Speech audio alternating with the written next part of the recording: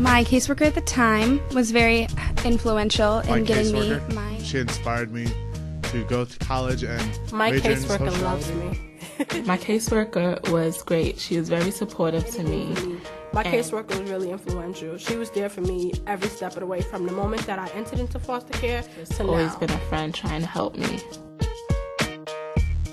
Foster youth can feel alone and confused when it comes to thinking about, applying for, and going to college. They often have questions and need help, but don't know where to turn. You have the power and responsibility to make a difference in the lives of the youth you're working with and change their lives for the better. I'm Mike Wood. I'm working on my associate's degree in criminal justice. I am a foster youth. Nice to see you again. Welcome, man. All right.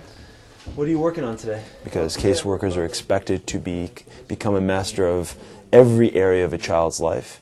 And I think if the student understands that the caseworker really wants to help them when it comes to school, all the other pieces of that child's case plan, all the other pieces of that child's plan in court start to fall into place.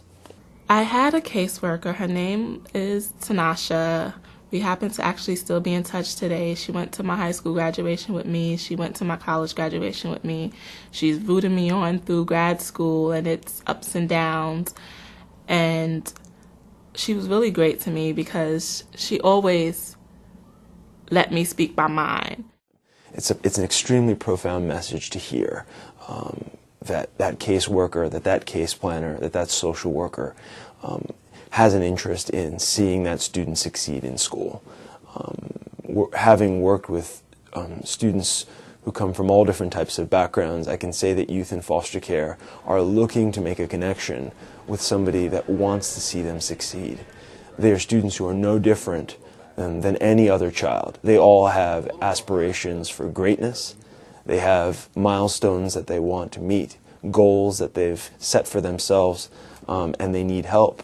And I think when they hear from a case planner, from a caseworker, that individual is interested in their education and wants to support them so they can succeed, there's nothing, I think, more profound than that.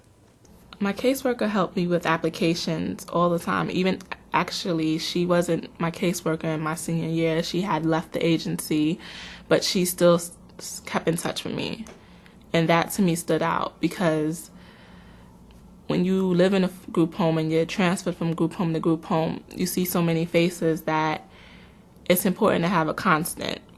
And she was a constant reminder of me being great and being able to achieve something more. So even after she left the group home, she continued to call me. One of the requirements is that you graduate from high school. Yeah, so we could put that as a goal. As a separate goal? Well, yeah, as a matter of fact, yeah, it can be as a separate goal. All right, so scroll down to the second page. We came up with an approach which we call Get Organized, Get Smart. The first part of the approach is help a case planner and the educational decision maker get a child's educational records organized and in one place. Make sure that those records are read and understood. Why we call it Get Smart is because the action plans that they create must be specific, measurable, achievable, realistic, and time-bound. And we want to make sure that students have plans like this, not only to communicate to the family court and to their case planner what their desires are, but also to anybody else that plays a role in their educational life. You may be wondering, what can you do to help youth in care begin thinking about going to college, getting financial aid, and graduating from college? And you must be between the ages of 17 and 22. Wait, that would be this summer. The educational decisions, especially for youth in foster care or youth who's in out-of-home placement, those are very important decisions. Those are decisions that need to be made very carefully. And the way we advise students, we like to make sure that first they have an understanding of what their education record says and that they've actually seen their school records. That's one very important thing that a student needs to make healthy educational decisions.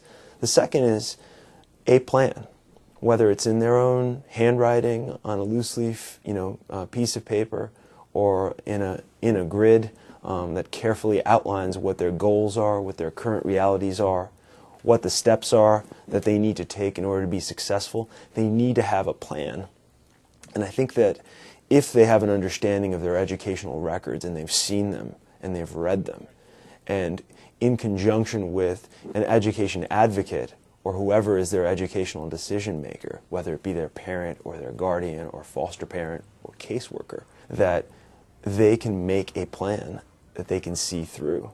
And as they reach different milestones, that they can celebrate the successes that they've had.